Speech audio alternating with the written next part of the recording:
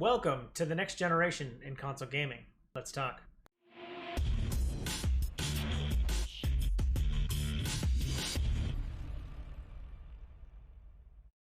What up, viewers? What up? What up? Today is Friday, September 18th, and that means it's time for a quick recap of the week in video game news.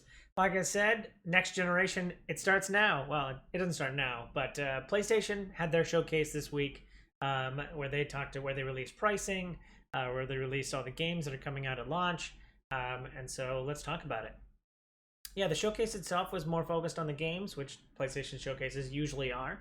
Um, they started out really strong with Final Fantasy 16. I had no idea what I was looking at when I saw it. I'm not the biggest Final Fantasy fan, but a lot of my friends were very into it. So, especially it being set in a medieval time frame. So my only familiarity with Final Fantasy is the 7 remake. So that's about it for me. But Final Fantasy 16, I think this will be very. I had talked to them about the combat style, and apparently 7 remake has a really good combat style, and so hopefully they learn something as it progresses from 15 to 7 remake to 16, which is basically what I was looking for. I just wanted to know what the gameplay was going to be like, but I do like the medieval setting, so should be cool there. Spider-Man Miles Morales, of course, they were going to talk more about this. I think they're banking a lot on that. Everybody is really excited for a follow-up to 2017 Spider-Man. They announced, or I think we've known about this for a while, but they announced the $50 price point for the game, saying that it's not a full game, and it's more of a kind of addition to the 2017 Spider-Man. So they only feel good about charging $50 for it. And then they'll be releasing exactly what I want, because I didn't play 2017 Spider-Man. They'll be releasing a $70 Ultimate Edition for that will contain both 2017 Spider-Man and Miles Morales, which I think is kind of what they intended when they said the $50 price point. So I'm excited about Spider-Man Miles Morales. Not going to talk too long about it, but Hogwarts Legacy looks amazing, and I'm excited to see more about it. And that it's finally announced. I think it leaked back in 2018, but they even got the voice actor Jim Dale, who did all the audiobooks. I definitely recognized his voice, so hearing him talk about Harry Potter just kind of whisked me back to listening to the audiobooks back in my teen years. And then they left it with a stinger for God of War Ragnarok. All they had to do was put the logo on. They had I feel like there was like a Kratos, grumble in it. They had like the deep drums. God of War Ragnarok. Super excited about this. I platinumed. One of the few platinums I have is for God of War. So I'm really excited to see more coming for God of War. And it's at 2021, which I was kind of surprised about. I thought, this might take a little bit longer, but again, God of War came out in 2018, so about 3-year dev cycle. 2017, same year as Spider-Man. So 4-year dev cycle for a game of this scope should be pretty cool, and I kind of like where the story left off with Atreus and Kratos. So wondering more if and with Ragnarok, we're still going to be exploring Norse mythology, which is near and dear to my heart, being of Norse descent. So really excited about that. They announced the price point, $400 for the discless version, the digital-only version, and then $500 for the disc version. I've been waffling back and forth on which one I need. I buy collector's editions all the time, as you can see by some of the stuff behind me. So I buy collector's editions. Whether or not collector's editions will start going digital might make me lean towards a digital only version. I do have multiple consoles in the house, so having a disc and just being able to pass it between me and my fiance would be beneficial if we both get disc drive versions. So those are kind of my thoughts around it. I think with Xbox announcing their price at $500, PlayStation couldn't go over that, so they nailed it at $500 there, and we assumed that there was going to be about a $50 or $100 gap between a disc drive and a non-disc drive version. So I think this is about where everybody was kind of expecting. There's no $600 or $700 PlayStation 3s around, so we don't have to worry about them screwing that up. Let me know what version you're looking at down below in the description or in the in the comment section. And last, they announced a PS Plus collection. I think this is their competitor to kind of a Game Pass. I definitely don't think it comes anywhere close to what Game Pass does, especially with its library of titles. But they announced about a dozen or so titles coming to next-gen console that I think the idea was that if you had it already on PlayStation 4, then they'll carry it over to PlayStation 5, and whether or not you'll have to, like, if this will be part of the collection, if this will be a subscription, or how you get access to those. Some of the titles they listed were mostly first-party titles, with Bloodborne, God of War, Resident Evil 7, The Last of Us Remake, Until Dawn, and there was a couple other ones in there that weren't Sony exclusive, but it seemed like about a dozen or so titles that you could take from PlayStation 4 to PlayStation 5 if you own a digital version. I'd really like to know a little bit more about this, but again, this is I think their attempt at trying to do their previous gen to next gen kind of leap, but this is definitely not a big enough bridge as per like a Game Pass would be, because I assume and I think that's the point, is that anything that I have a Game Pass game, I could still play it on a PlayStation 5 or Xbox Series X. So I'm looking forward to that as well. But I want to hear a little bit more details on PlayStation Plus collection. So that's it for the actual showcase itself. Then you have the entire fustercluck of the pre-order debacle. So PlayStation had promised that while they've been sitting on dates, and they finally announced the PlayStation 5 date, that they've been sitting on it for a while, and then they'll give consumers ample time to prepare themselves for pre-ordering, and then they said go. So just everybody went to the winds. They tried everywhere. They were sold out. Like PlayStation 5s were like sold out on Walmart before Amazon's was even up. Amazon just had like a weird, that was where I kept going to look for one.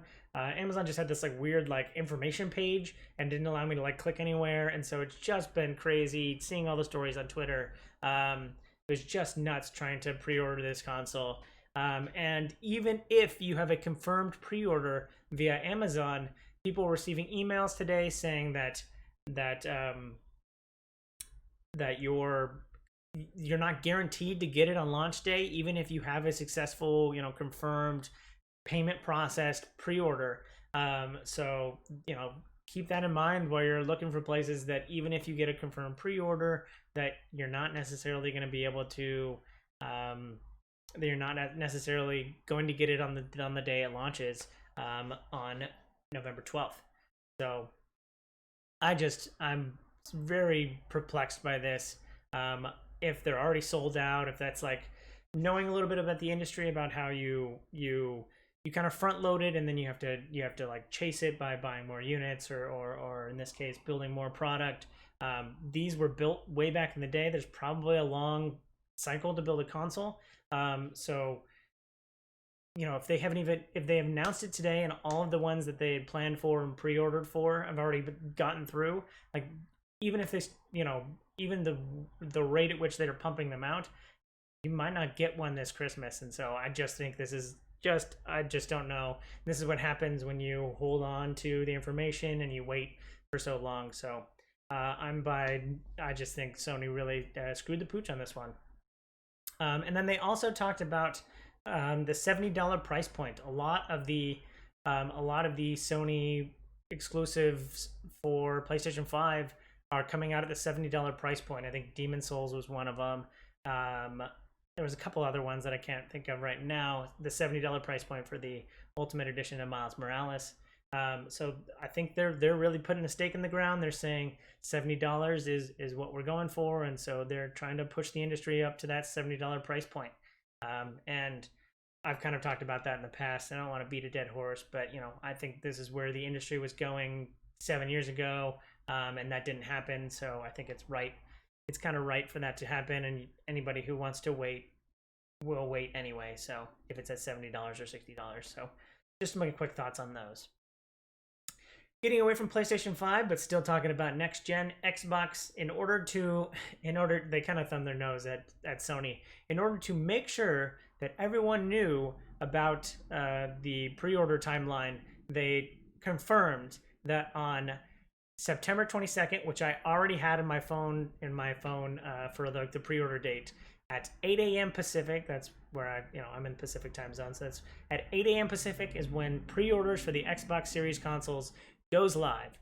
So I think they immediately, after seeing all the crap that's going down with Sony, they got out there, they got the information out there, and they said, this is precisely when it'll be at your computer and do this. So, next Monday, be at your computer at 8 o'clock or on whatever app on your phone you want to. Make sure that you are spamming that, because I assume all of the sites are going to go down.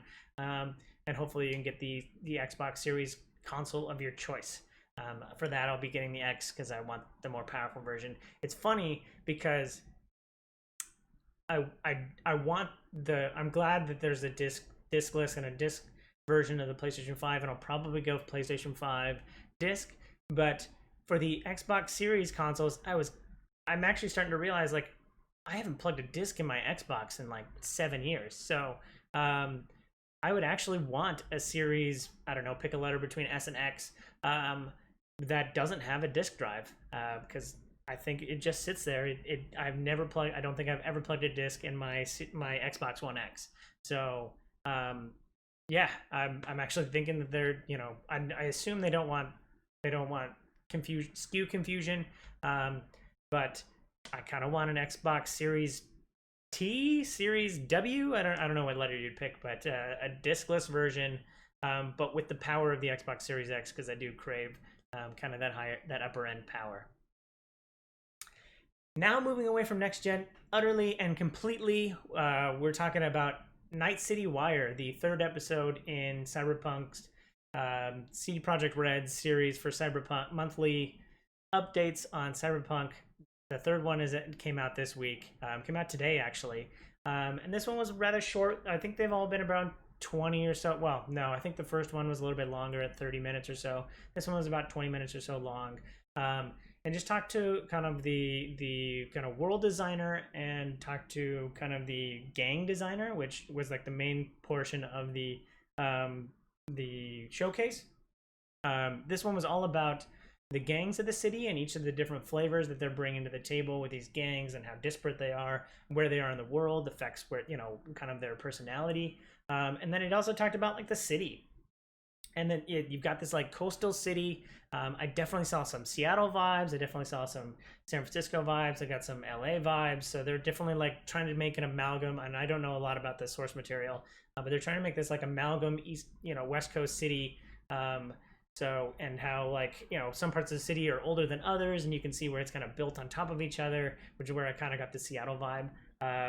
But yeah, I think, I thought it was really cool. I'm kind of in the camp of, I don't want any more information for Cyberpunk, but I can't stop watching these because they give me just enough information to, like, give me a more full choice when I actually like sit down to start playing a game or selecting my character. So really like the nuance they're talking about. They're not doing major spoilers. They're just talking about the world and everything that you're going to exist in for 100 to 200 hours. So I'm looking forward to more Night City Wires, and I love the information they keep dropping in these. There was also a Nintendo Direct, is it Mini Direct or Direct Mini? A Nintendo Direct Mini this week with that was about 15 minutes. So oh my god, how many Nintendo Directs have there been in the last month? This is crazy. I can't handle it a lot of the times. Big thing they announced was a new Monster Hunter game called Monster Hunter Rise. I think it's just, the intention is just to bring a Monster Hunter type game. I think Monster Hunter World is already on the Switch, but a new Monster Hunter game. So Nintendo and Capcom have been talking to each other again. They also get amiibos. There was like 2 or 3 amiibos of the different creatures that are going to be in the Monster Hunter game. And then there was another Monster Hunter game too. So I didn't pay a lot of attention to this. There was plenty of other stuff to talk about, especially with next gen. But the Nintendo Direct Mini, it also had Hades, which officially launched today. I was really surprised, or today, yesterday. I was really surprised by this. I've seen people with early access to it. I've pretty much seen a lot of the gameplay for Hades. So the fact that it's like officially announced and launched, or officially launched. I also saw the 91 Metacritic for the game, so I think I've always thought it was really good. It's also coming to the Switch, which is why it was at the Nintendo Direct Mini. So I actually think that's one of the better places. Like I could definitely see myself playing a round of Hades while I'm waiting at a bus stop, or any of the reasons why I would pick up a console and leave the home if I ever leave the home again. But I definitely think that is a good platform for it, and I'm excited to see it there. Although I have seen a couple of things from the developer Supergiant about it should have cross-save functionality, so that your progress will be saved across each of the different platforms that you're on. It was previously exclusive to the Epic Game Store, so I think anybody who had early access to it will want to transfer their save over to a Switch if they're going to play it on the Switch. And they also announced, as part of the Nintendo Mini Direct, that Ori and the Will of the Wisps will be coming to the Switch. So that's super exciting. I've looked at the past two Ori games. I could play them for free on Game Pass, but the art style kind of lends itself to something that I might want to like pick up and use and look at, from this far away as opposed to a screen away. So I think the relationship between Xbox and Nintendo is good. That's how we get things like Cuphead and Ori on the Switch, and I'm excited to see more, especially the next Cuphead game. I hope it launches day and date with Xbox and Nintendo. I'm excited for it. So excited for it. Facebook had their Connect this week. I think that's their direct style consumer showcase. This one was mostly focused on a new announce, the Oculus Quest 2. So the Oculus Quest, their most popular, I would like to say their most popular headset. It's been sold out everywhere for quite some time. So that one's been hard to get to, and now they're coming out with the Oculus Quest 2. I saw a bunch of features. It has, quote, nearly 4K resolution, so definitely taking the step up graphically. Also, it learned more about the triggers, so that has like haptic feedback for the triggers. So just an improvement on that. On the previous one, I don't remember what the price point is for the original Oculus Quest. I want to say it was $200, so this one's a little bit more expensive.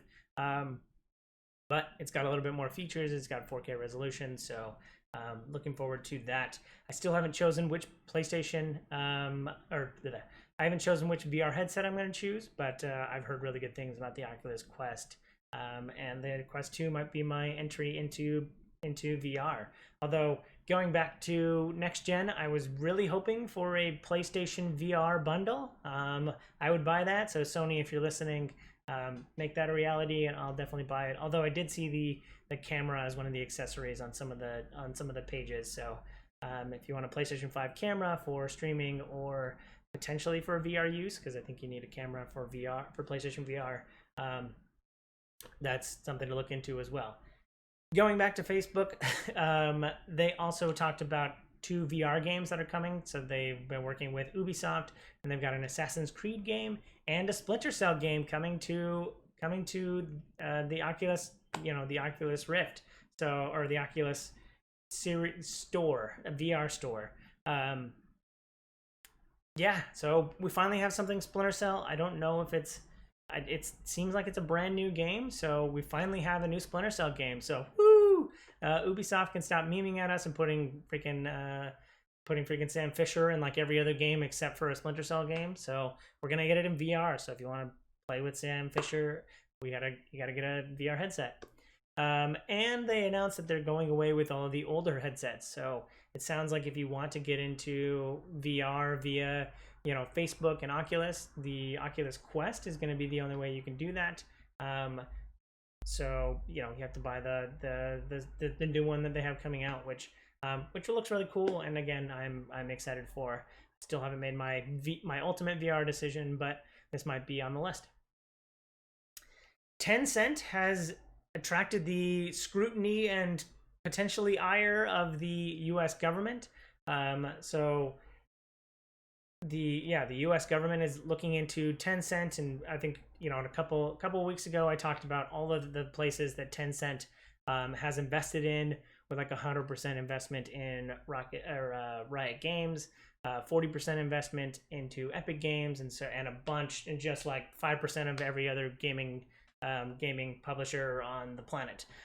So they're definitely a big, powerful company that has a lot of investments, especially in the gaming and tech world. And so the U.S. government is approaching it from a data standpoint of just like how much data does it have on the consumers on the Epic Store, or on who are playing Rocket League or Riot Games or League of Legends games. So yeah, I think that's definitely something to be concerned about when they have large investments in a lot of these different companies.